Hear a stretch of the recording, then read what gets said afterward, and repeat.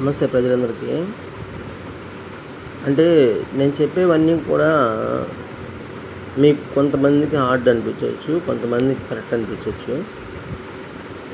ఇప్పుడు ఒక బాధ అర్థం చేసుకోండి. ఇద్దరు వ్యక్తులు ఉన్నారు, ఇద్దరు మనుషులు ఉన్నారు. సగటుగా జీవించే ఇద్దరు సామాన్యులు ఉన్నారు అనుకోండి. ఒకటి గవర్నమెంట్ జాబ్ వచ్చింది, ఇంకోటికి రాలేదు అనుకోండి. గవర్నమెంట్ జాబ్ రావాలి అంటే వాడు ఏం చేయవల్లా, వాడు చూడుంటే చాలు, టాలెంట్ ఉండే పనికిరాదు. ఇక్కడ ఏబిసిడీలతో టాలెంట్ లెక్కేస్తారండి. సరే, దాని పక్కన పెట్టిండిలే. జాబ్ వచ్చింది. జాబుని అంటే ప్రజల సొమ్ము ట్యాక్స్ కడితే ట్యాక్స్ని గవర్నమెంట్ శాలరీగా వస్తుందన్నమాట. అంటే ప్రజల డబ్బు తీసుకొని బతికే వెధవి ఎలా ఉండాలి? ఒక బాధ్యత అవసరంలే, అవునా కాదు? మరి ఆడు తప్పు చేసినప్పుడు పనిష్మెంట్ ఇవ్వాలి కదా. సామాన్యుడికి ఇస్తున్నారు కదా మీరు.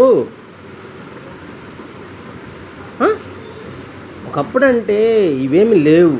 ఏవేవి అంటే అప్పుడు టెక్నాలజీ లేదు. సాక్ష్యాలు పొందేదానికి వాళ్ళు వచ్చి చెప్తే కానీ సాక్ష్యాలు ఉండేటివి కాదు. అప్పుడు చట్టాలు వేరే. ఇప్పుడు మార్చాలి కదా. డాక్టర్ అంబేద్కర్ అయ్యా నా రాజ్యాంగాన్ని పెట్టుకొని ఊగులాడండి అని చెప్పాడా? మిగతా వాటిలో అయితే మార్చేస్తున్నారు కదా, మీకు నచ్చినట్టు వాటిల్లో మార్చుతున్నారు కదా. నేను అడిగేది భారతదేశ వ్యవస్థను మాట్లాడుతున్నాను.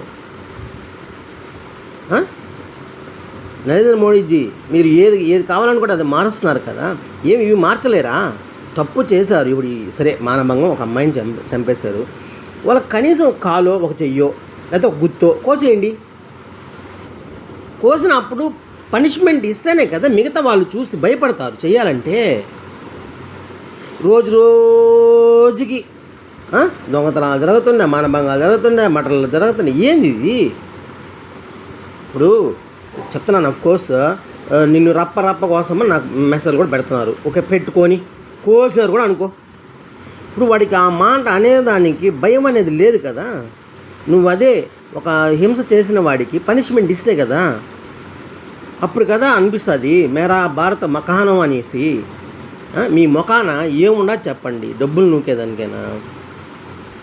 రాజకీయ వ్యవస్థ అంటే డబ్బులు నూకి నాశనం చేసేదానికైనా? ఇదేనా? చట్టాలు మారవా? అంతమంది బిడ్డల్ని న్యూడ్ వీడియోస్ తీశారంట, ఫోటోలు తీశారంట. అదే మన బిడ్డలకు తీసుంటే, అదే మీ బిడ్డలకు తీసుంటే ఒకసారి ఆలోచించండి. ఆయన ఏం చేయాలనిపిస్తుందో అప్పుడు చెప్పండి. వాళ్ళ తల్లిదండ్రులు అందరూ కూడా బయటికి రాలేక